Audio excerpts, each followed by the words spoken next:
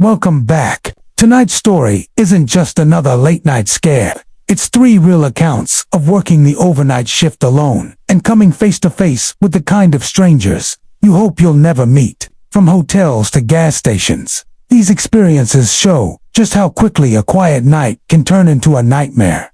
I used to work night shift at a small hotel, and what happened about a year ago still freaks me out. The hotel was small, only 3 floors and about 40 rooms. On weeknights, we rarely had more than 10 or 15 rooms filled. I worked 10 p.m. to 6 a.m., usually bored and alone. Around 11 p.m., a man buzzed the door. He looked mid-40s, tall, thin, jeans, baseball cap, carrying a backpack. He asked for a room. I swiped his card, gave him a key for room 214, and he stared at me for a few seconds too long before leaving.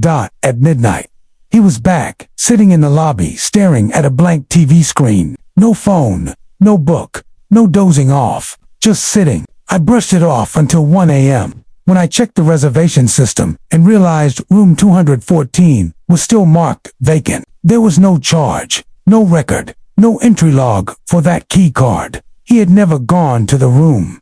He stayed in the lobby for hours, sometimes sitting, sometimes standing half-hidden at the end of the hallway, or lurking in the stairwell. Every time I looked up, he was somewhere else, near the vending machines, by the elevators, watching me. My manager told me to call the police only if he became threatening.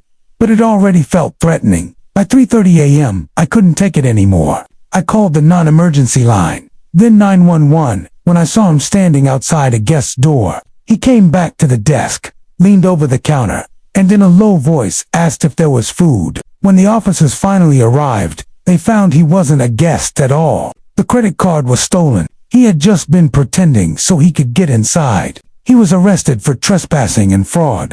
But I'll never forget how long he was wandering around, watching me, watching the guests. My name is Meredith. I'm 24, and I work the night shift at a tiny gas station off County Road 11. I liked it because it was quiet and predictable. At least I used to. One Thursday night, around 1 a.m., a man walked in, mid-40s, green coat, messy hair, dry lips. He didn't buy anything at first. He just stood there staring. "You always work this late?" he asked. Yeah. Mostly, I figured. I've passed through a few times. It's always you. Then he said my name. I wasn't wearing a name tag. He started showing up randomly, sometimes inside, sometimes sitting in his car, with the headlights off. He asked if I ever got scared being a woman alone at night. He pointed out that I always kept the backroom door locked, and checked it around 2 o'clock a.m. He was taking notes on me. One night I found a Polaroid on the counter, a close-up of me refilling the washer bin outside, taken that same night. The dot over the I on the label had been circled in red dot. When he came in again, I told him to leave or I'd call the police. He didn't fight. When the officers came, they found a notebook in his car with my schedule, my habits, my groceries, my name written over and over. He said, "I just noticed things. I'm a curious guy. I don't work nights anymore. I don't even live in the same town. But when headlights follow me too long, I still feel the back of my neck tingle. I'm a 22-year-old female, and I've been working weekend overnight shifts at a 24-hour gas station for 2 months. My coworker Max covers weekdays. One night around 2:30 a.m., Max and his friend Ben came by after taking mushrooms. They were joking around when Ben noticed a car parked with its lights off, but engine running. The man inside said he was waiting for a DoorDash order, but I hadn't had an order in 2 hours.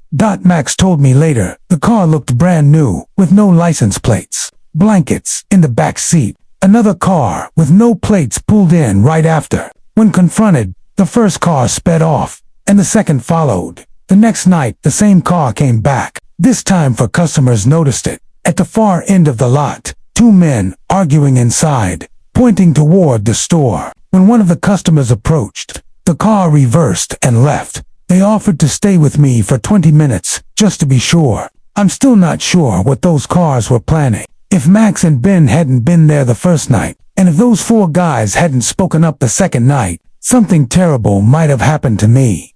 Night shifts can be quiet. lonely, and routine until they aren't.